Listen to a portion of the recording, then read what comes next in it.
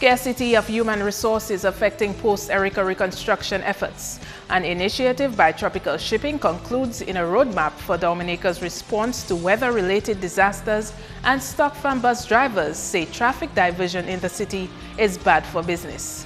I'm MarpinNewsJune9th2k16 with the Channel 5 News. Details after this.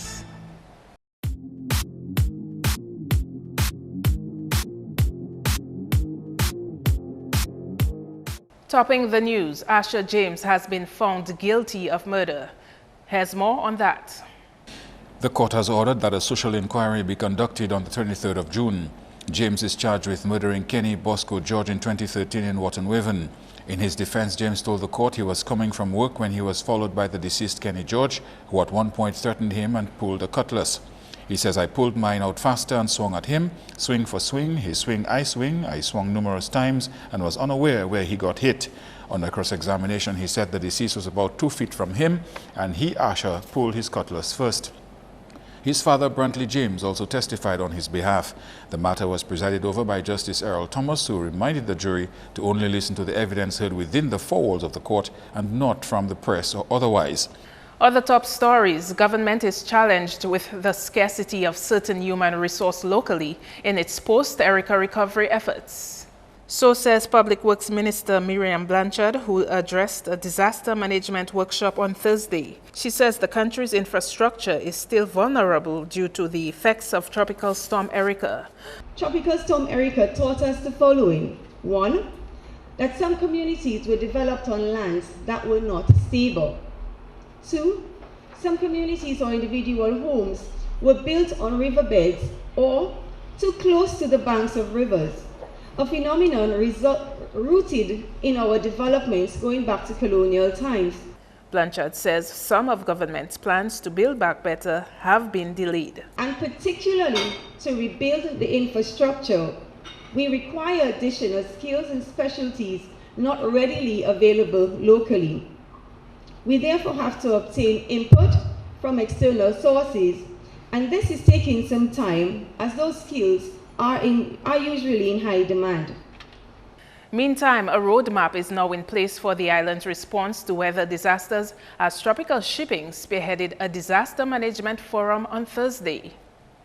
The workshop brought representatives of the private and public sectors together, including disaster management officials, police, Red Cross Society, and the business community. Tropical Shipping collaborated with Caribbean Central American Action, the Office of Disaster Management, DAIC, and Ministry of National Security to make this possible. The economic impact of disasters and the role private sector can play in long-term recovery was the focus of the meeting. Tropical Shipping continues to be involved in disaster recovery within the Caribbean. As a young man, I was personally impacted and made aware of the havoc that natural disasters can wreak on an island when Hurricane Gilbert destroyed Jamaica. Since then, I've had the honor of working with Tropical's response team on numerous pre- and post-planning and recovery efforts throughout our region. Dominica has a strong disaster response plan, but she remains vulnerable. An active season lays ahead. Dominica's ODM strong plans, and I'm certain that you have continued to learn from last year's events, but plans can be further bolstered by increased inclusion and integration of the private sector. It has been proven that without coordinated private sector input post a disaster, economic recovery is slow, messy, and costly. The private sector has also been encouraged to develop business emergency plans. Dominica stands to benefit from the support that the U.S. Southern Command provides in contingency planning to the region. The command is a joint and interagency-oriented organization with Army, Navy, Air Force, Marine, Coast Guard service members, civilian employees, and contractors. SOCOM strives to be the partner of choice for the nations in the region as they address the challenges in the environment. In the Public-Private Cooperation Division, which I manage, we engage with non-governmental organizations, businesses, and academic institutions to support those efforts. What does that entail? The U.S. service member goes in and they build a structure, a building. It's an empty building. The private sector, the non-governmental organizations, and the academic institutions come in to support us Private sector by providing equipment, at times computers for the classrooms, NGO donating school supplies and backpacks, and academic institutions doing the same.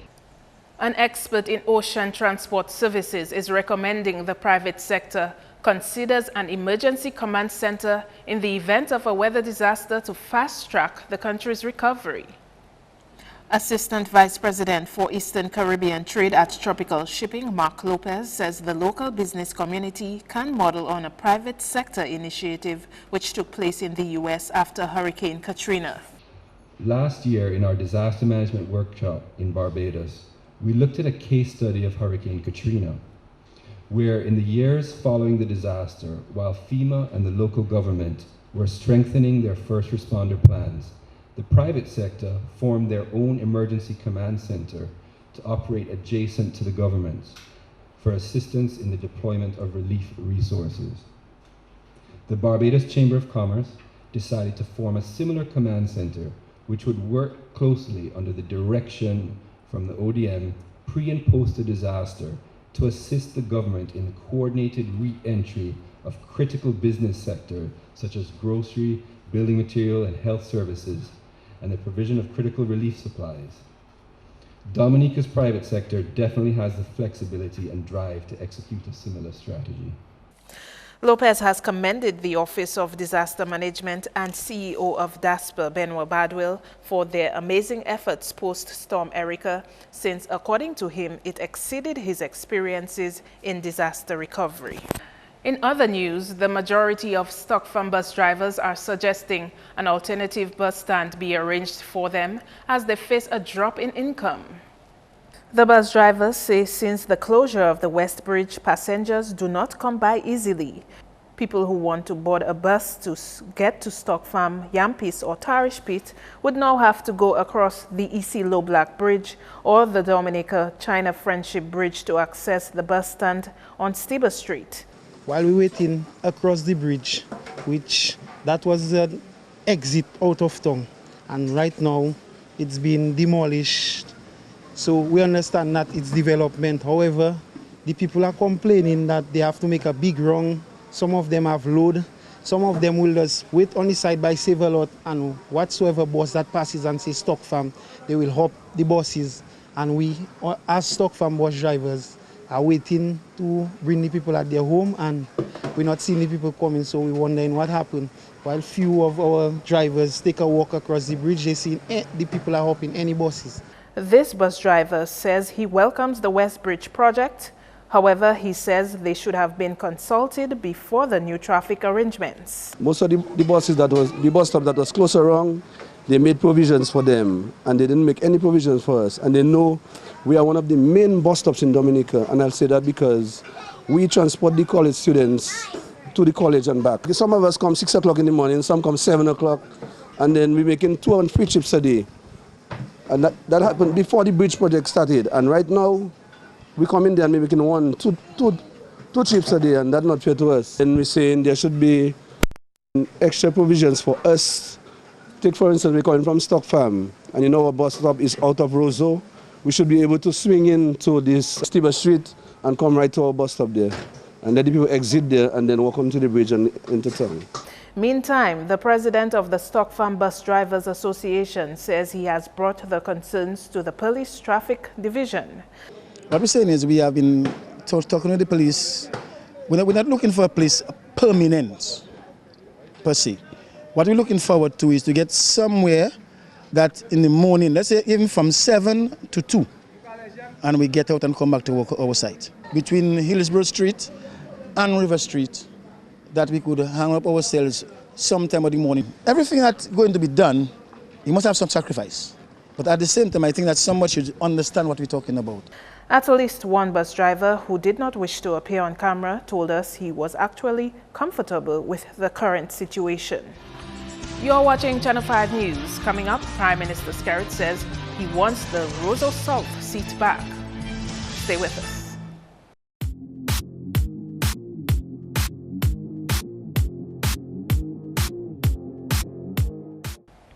Welcome back. Political leader of the Dominica Labour Party, Prime Minister Roosevelt Skerrit, says the DLP has its eyes set on reclaiming the Roseau South seat.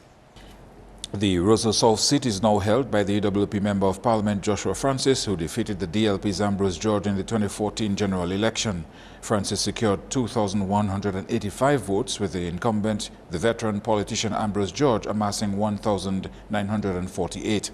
Mr. Skerrit revealed his intentions to bring Roseau South back into the Labour fold while speaking at a victory rally following Tuesday's by-election in Soufrière, in which Denise Charles defeated the EWP's Higgs Adams, walking away with 71% of the votes.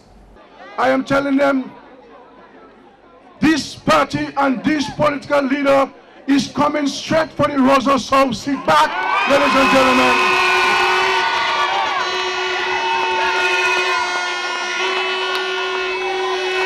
And I try not to get involved in this matter, ladies and gentlemen, but I am calling on Joshua Francis tonight to resign tomorrow morning and make way for by-election in the Roseau South constituency.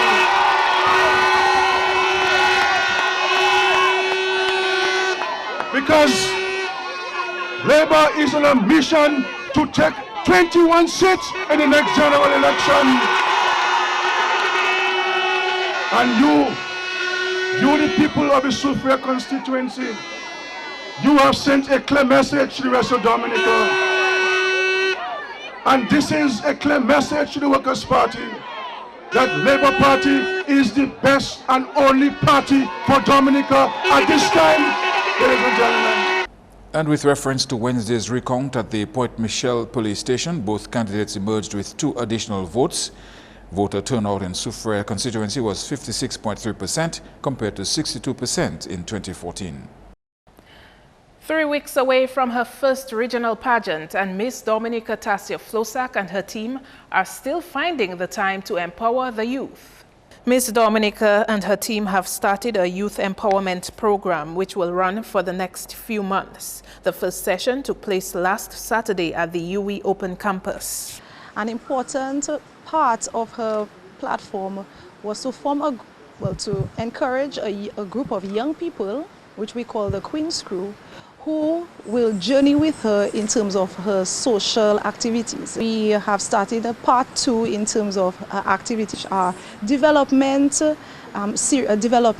series where we invite facilitators, professionals in Dominica to speak to the young people. So I'm very grateful to be part of this movement because, you know, it makes me more aware of the important things that build a proper society and helps me to be a better person growing as a young lady. In April, Flosak launched her platform FIRES, Families Influencing Resilient and Empowered Societies. For their first activity, they visited the infirmary. Family for me is very important. So being a part of the Queen's Crew was very big for me. The Miss Caravel pageant in St. Vincent on the 1st of July is Flosak's first regional pageant. Thereafter, she will contest Miss JC's Caribbean in Antigua on July 24 and Miss Caribbean Culture on August 1st at Nevis. General Manager of Dominica's Sole Water Providing Company says the institution is still putting measures in place to help withstand any weather system which may affect the country during the hurricane season. When Tropical Storm Erica affected Dominica last year, it severely affected Dowasco's water system, disrupting water supply for extended periods in some areas and placing other communities on a shift system. While Dowasco has made significant progress over the past few months, there are still setbacks in attaining the ideal level of restoration. We have prepared the best we believe we can. We have provided some information to the public limited, and we'll continue to do that. We recognize, however, that a number of our water systems are vulnerable coming out of Tropical Storm Erica. There has not been sufficient time and sufficient financing to make them as robust as we would like to. But by and large, we are monitoring, we are advising, and we have plans to restore in the quickest possible time should anything happen to us. Etienne says while the company is committed to providing clean water to the public, there are steps individuals can take to ensure they have a safe water supply during the hurricane season. Well, I think that the public should listen to the advisories that would come out all the time, certainly from DOWASCO and others as well, other authorities in the public health agency, environmental health, for example. And we'll continue to advise people to store water, but make sure that water is properly covered to avoid the breeding of mosquitoes and treated prior to consumption. And also to conserve in those times. But there's some things that we have to consider, the conservation, the storage, and proper use of water during those times. The damage caused to DOWASCO's system from Tropical Storm Erika was estimated at $50 million. The Dominica Cancer Society now has an extra $1,500 to use in its advocacy work of assisting cancer patients. On Wednesday, the society received the financial donation from the Northeastern Funeral Association. We at NIFA have decided to become an advocate with the Dominica Cancer Society to inform Dominicans that this deadly disease is not beyond our reach, and by joining our forces together, we can fight and win. I understand that last year, World Cancer Day was celebrated under the theme, Not Beyond Us, which highlighted that solutions for cancer care does exist and they are within our reach. One of the things we know is that early detection saves lives. President of the Dominica Cancer Society says the donation is in keeping with the theme for World Cancer Day this year. This year we celebrated the theme, I Can, We Can, and this is how you show that this organization really can. You've made your contribution and we look forward to further collaboration. We're hoping that the money that you've just donated will go towards patient treatment, accessing care. If it's not treatment, it's screening. We're glad that you're informed and that you're paying attention, and we look forward to further support and collaboration as we try to educate and make the public more aware as to what they can do to prevent cancer or to at least raise cancer awareness. World Cancer Day is celebrated on the 4th of February every year. The Ministry of Health has been forced to temporarily close the Marigot Hospital due to mold. This decision was taken in the best interest of the staff, clients, and the public after careful consideration and consultation with relevant authorities. In the meantime, the services provided by the Marigot Hospital have been moved to the Wesley Health Center. Since the closure last week of the Marigot Hospital, officials of the ministry have been working overtime to find a building in the area properly suited to house a medical facility. The Minister for Health will hold a news conference on Friday morning to bring the public up to date on the issue. That's news. Your sports highlights next with Kenny Williams.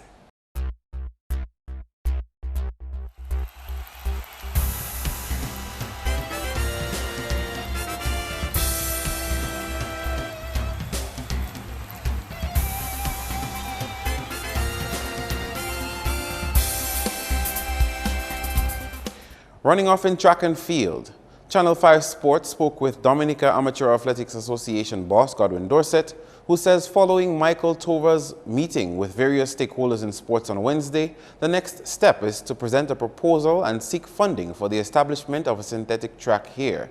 Tova, the director for the track division at North America, Central America and the Caribbean Association NACAC, was on island on Wednesday to ascertain Dominica's eligibility for establishing its first synthetic track. Meantime, Tova says the establishment of a world-class track presents endless opportunities for Dominica.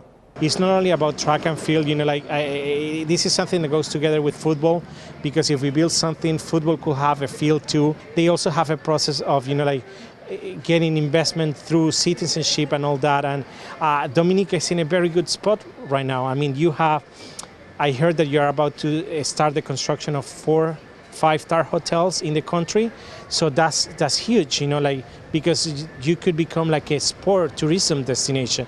People come here, and if you bring people to compete here, then let's say I come and I bring my wife, and then my wife sends pictures of Dominica to her friends, and everybody gets excited, and then you put it on Facebook, Twitter, Instagram. So it's going to boost the image of the country, not only in sports but in so many different aspects of of social life. Tovar says the quality of the track his company proposes could improve the quality of training the athletes receive and their performance. We are the official supplier of the International Athletic Federation since 1995.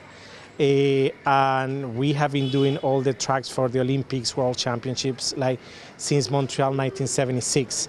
And in the Caribbean, like that's something that is going to be very cool. You know, like this is like the best tracks in the world. You're not getting quality B's. No. This is the track. So the athletes are going to be training in Dominica, are going to be using exact same track that they will compete in Rio. So that also helped the athletes with the psychological effect, because like I met one of the athletes this morning that he's going to Rio, but he hasn't tried yet our tracks because he has to go outside the country to train. So if we have this facility here, all the local athletes will be training here every day. Still in sports, Fast Cash Prowlers got the better of Signman X-Men when they won the match 60-52 in the 2016 Flow DABA League on Wednesday. Prowlers top shooter Julian Isles had a game high of 21 points and 17 rebounds. Shamal Tong, in a losing effort, scored 13 with 3 rebounds, while Clem Nicholas got 12 with 13 rebounds for X-Men. Meantime, in another match, United Insurance Sharks defeated Justina Charles Thunderers by 18 points. Sharks ended the game on 68. Chambra LeBlanc led the way with 20 points and 8 rebounds, while Ronald Joseph chipped in with 15 and 21 rebounds. Meantime, Blazers contended with 50 points. Kelly McPherson scored a game high of 22 points with 11 rebounds. The league continues on Friday between Justina Charles Thunderers and Kyrie FM Old School at 7, followed by Elijah Law Chambers Thunderers versus Signman X-Men. The games are scheduled for Granby. England ended day 1 of their third test against Sri Lanka on 279 for 6 on Thursday. Johnny Bairstow top scored with 107 not out, while Alastair Cook assisted with 85. R. Hirath picked up 2 for 45, Suranga Lakmal 2 for 66, and Nuwan Pradeep 2 for 79 for Sri Lanka. The games continue on Friday. That's all at sports for now. I am Kenny Williams. Join us again next time.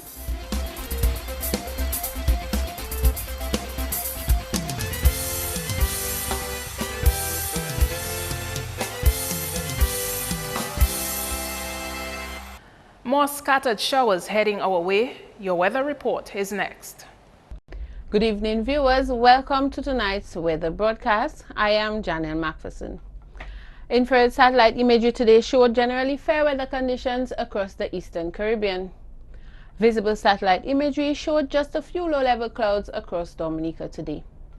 Radar imagery indicated no shower activity across Dominica. The weather for tonight, partly cloudy. Tomorrow, partly cloudy with a few scattered showers. Seas tomorrow moderate with waves up to 7 feet. Looking ahead for the next 3 days, partly cloudy to occasionally cloudy skies with a slight increase in cloudiness and scattered showers by Sunday due to a tropical wave. The weather across the Caribbean tomorrow, fair to partly cloudy with a few scattered showers. On the international cities forecast, thunderstorm activity expected in Miami, rain expected in London, and generally fair weather conditions in New York, Caracas, and Beijing. Sunrise tomorrow, 5:34 a.m., and sunset at 6:36 p.m. For up-to-date weather information, please visit our website at weather.gov.dm or call the weather hotline at 447-5555. Thank you for viewing and have a good night.